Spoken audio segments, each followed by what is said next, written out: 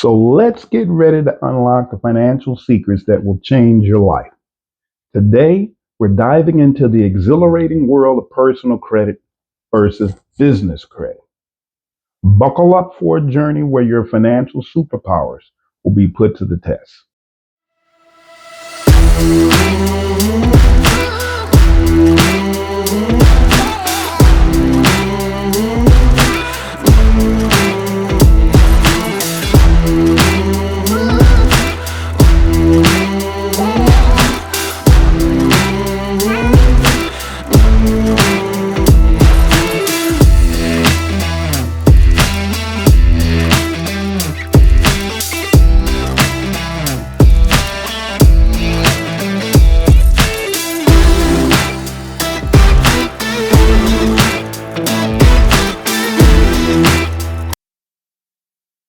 So let's get ready to unlock the financial secrets that will change your life. Today, we're diving into the exhilarating world of personal credit versus business credit. Buckle up for a journey where your financial superpowers will be put to the test. Whether you're a solo superstar trying to score that dream mortgage or a business mogul aiming to conquer the financial world, credit is your trusty sidekick. In today's episode, we're taking you on a wild credit roller coaster ride. I'm Dwayne Johnson, so buckle up because I'm your roller coaster operator. So let's get this party started. First, we're going to peel back the layers of personal credit, discovering what makes your personal credit score tick and why it's more important than deciding between tacos or pizza for dinner. Then we'll hop over to the business credit realm, where it's all about making those Benjamins rain. But wait, there's more. We're going to put personal and business credit head to head in a credit cage match. We'll show you the difference and how they're judged, the secret numbers that tie them together, and what happens if you mix them up. It's like trying to make a peanut butter and jelly sandwich with a chainsaw.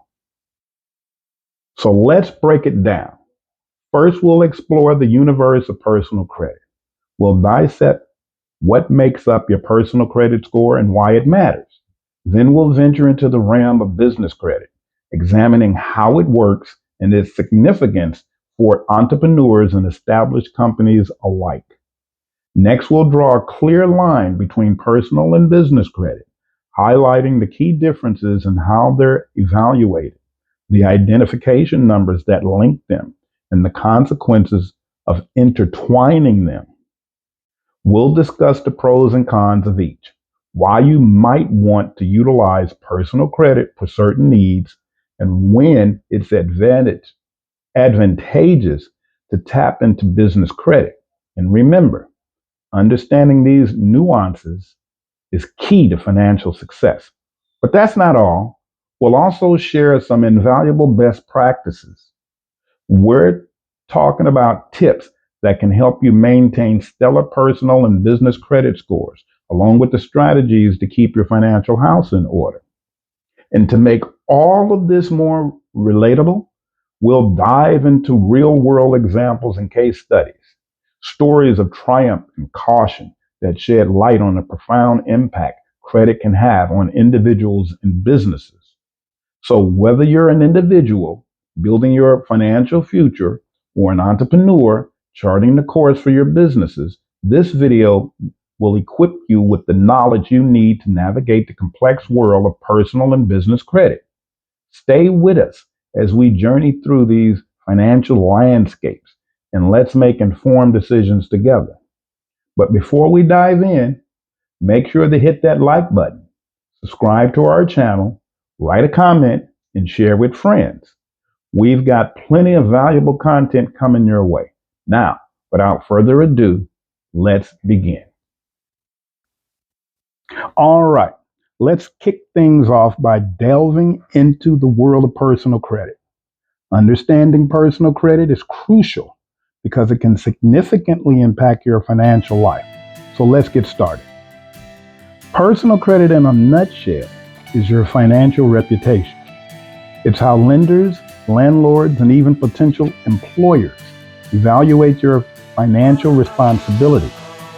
The three major AKA credit bureaus, Experian, Equifax, and TransUnion, play a central role in this evaluation.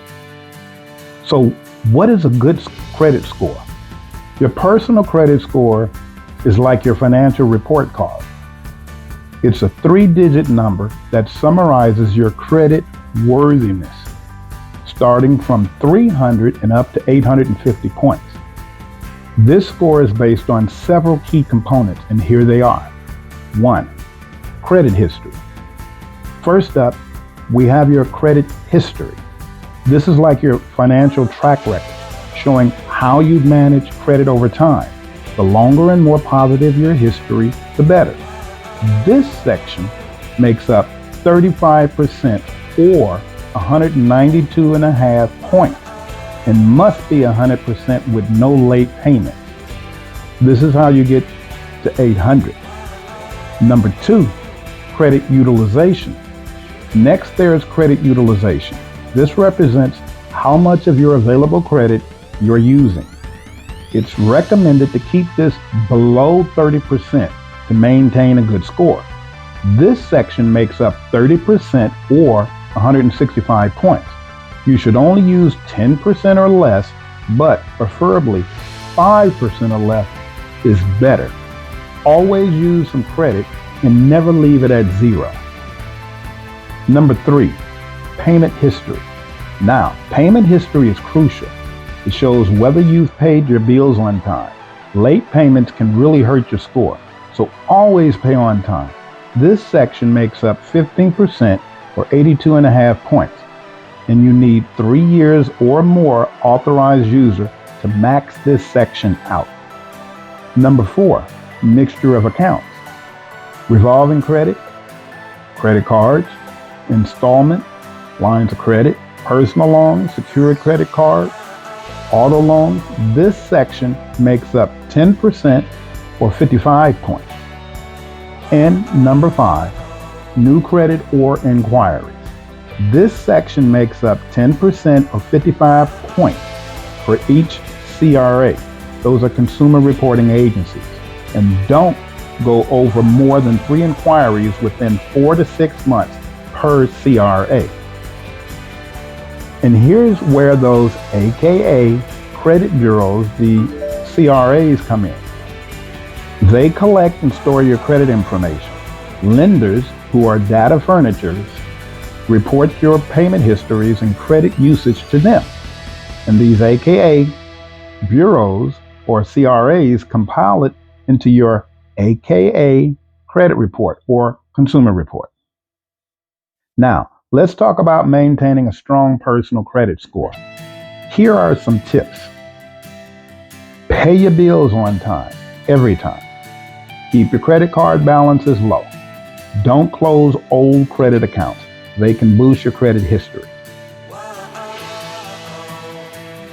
Check your credit report regularly for errors and discrepancies. You can use www.annualcreditreport.com. Be cautious when applying for new credit, as multiple inquiries can temporarily lower your score. So how does credit reporting work? The credit reporting system is made of 3 main players. 1, the consumer. Remember, you are a federally protected consumer and the law is on your side. 2, by 15 U.S.C. Section 1681, also known as the Fair Credit Reporting Act, FCRA. 3, the financial companies/institutions. These institutions are governed by 1, 15 U.S.C.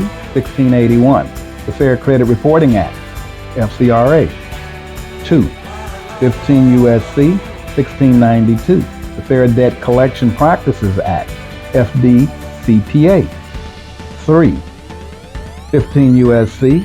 1601, the Truth in Lending Act, otherwise known as TILA. 4, 15 U.S.C. 1691, Equal Credit Opportunity Act, ECOA. 5, 15 USC, 6801 and 6802. This is the Graham-Leach-Bailey Act, or known as GLBA.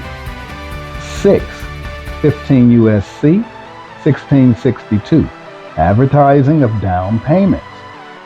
Financial institutions are also governed by other laws, but for the purpose of this video, we will focus on the ones listed above. A personal credit score can range between 300 and 850 points. A credit score of 700 or above is generally considered as good. A score of 800 or above on the same scale is considered to be excellent. Most credit scores fall between 600 and 750. Higher scores represent better credit decisions and can make creditors more confident that you will repay your future debts as agreed. FICO score ranges. 580 or less is poor. Your score is well below the average score of the U.S. consumers and demonstrates to lenders that you are a risky borrower. From 580 to 669, that's considered fair. Your score is below the average score of U.S. consumers, though many lenders will approve loans with this score. 670 to 739, it starts as good. Your score is near or slightly above the average of U.S. consumers, and most lenders consider this a good score. 740 to 799, very good. Your score is above average of U.S. consumers and demonstrates to lenders that you are very dependable borrower. 800 plus, exceptional. Your score is well above the average score of U.S. consumers and clearly demonstrates to lenders that you are an exceptional borrower. This is the source from FICO.com. So, what is a FICO score? A FICO score is a 3-digit number based on the information on your consumer reports.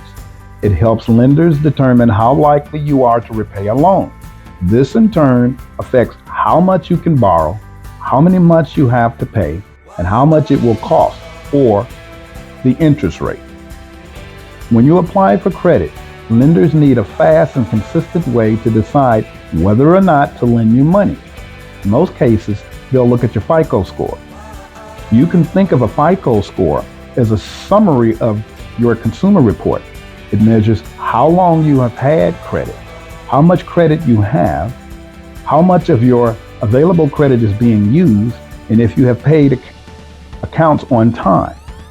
Not only does a FICO score help lenders make smarter and quicker decisions about who they loan money to, it also helps people like you get fair and fast access to credit when you need it.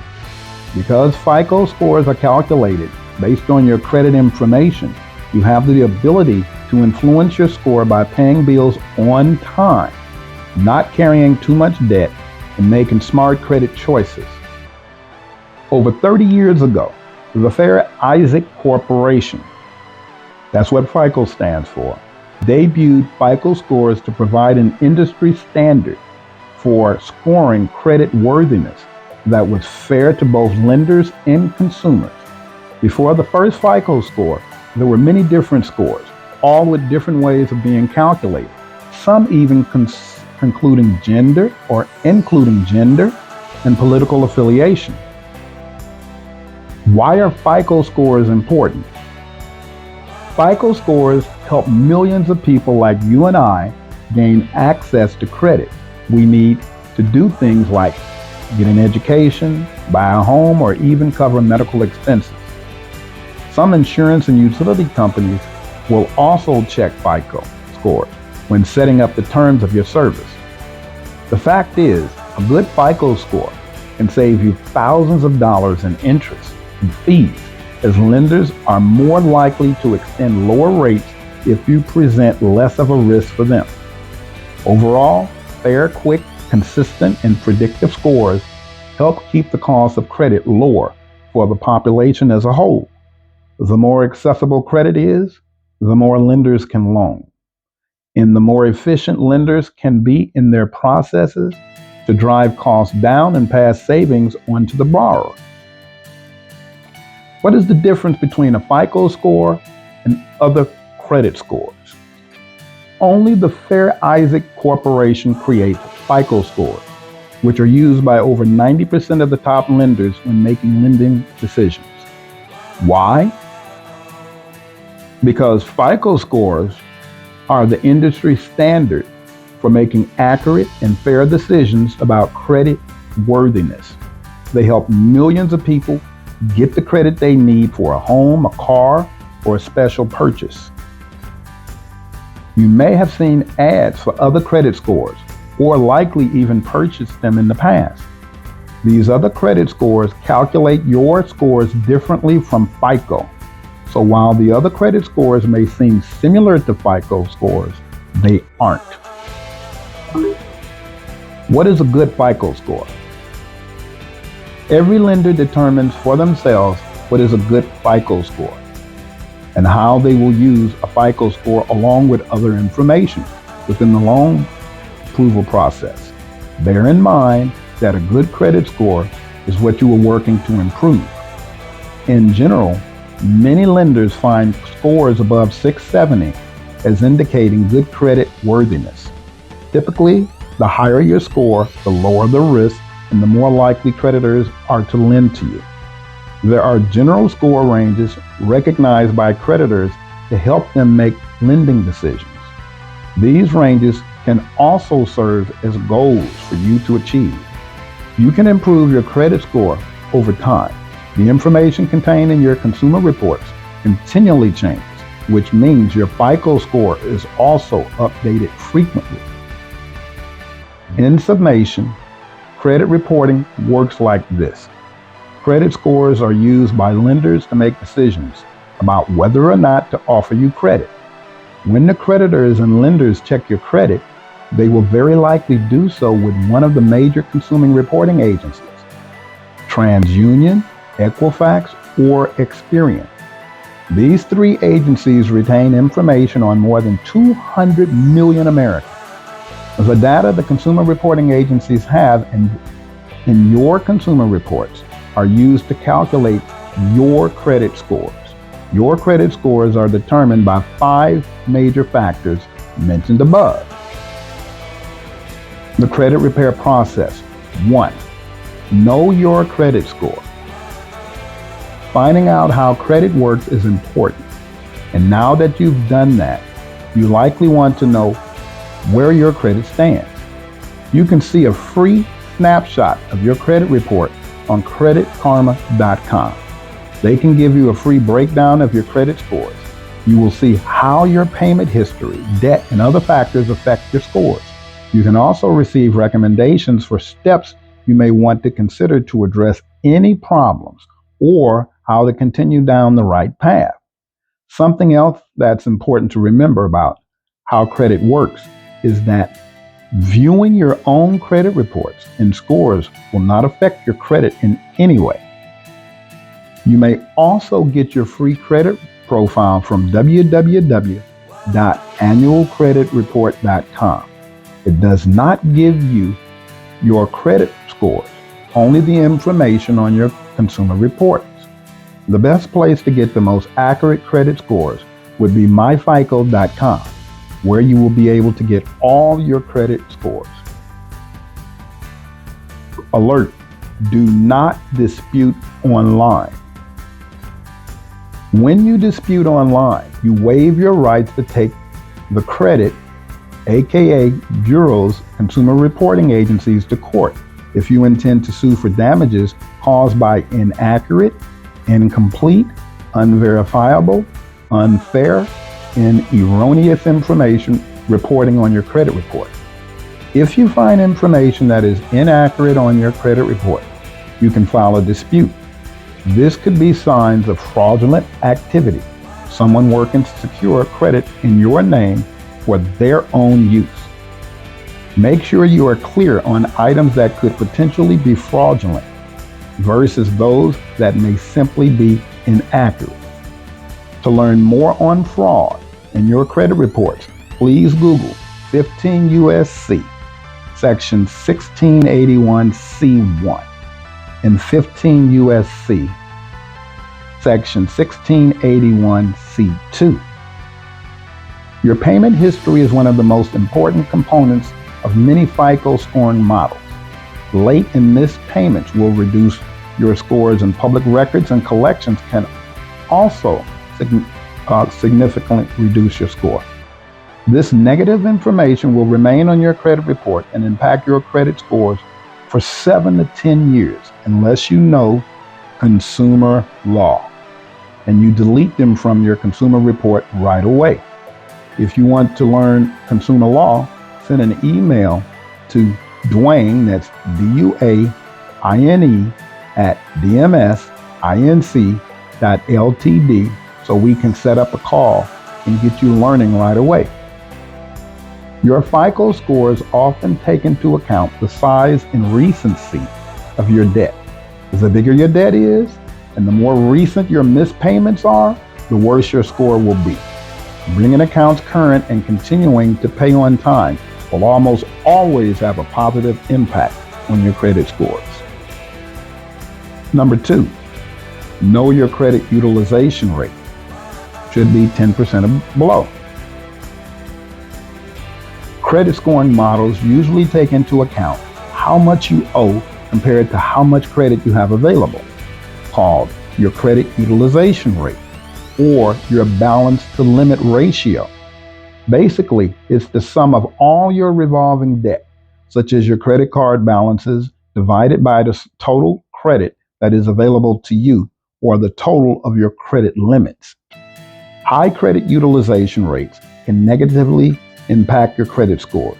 Generally, it's a good idea to keep your credit utilization rate below 30% at a minimum. For example, if you have a $10,000 credit limit across all your credit cards, you should try to keep your total credit card balances below $3,000 to keep your credit utilization rate low. There are 2 ways to reduce your credit utilization rate. 1, reduce your debt by paying off your account balances. 2, increase your total available credit by raising your credit limit on an existing account or opening a new credit account. While increasing your credit limit may seem like an appealing option, it can be a risky move. If increasing your credit limit tempts you to use more credit, you could fall deeper into debt.